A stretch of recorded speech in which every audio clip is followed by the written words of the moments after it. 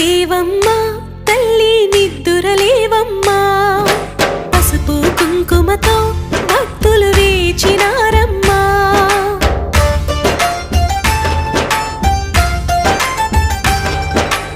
నిద్దురలేవమ్మా తల్లి నిద్దురలేవమ్మా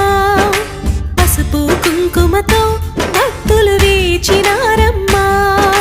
నీవే దిక్కని మహిమలు పెక్కని నీకే మొక్కితే తొలగును చిక్కని గొంతులు కలిపి భక్తిగా పలికిరి శ్రీ మహా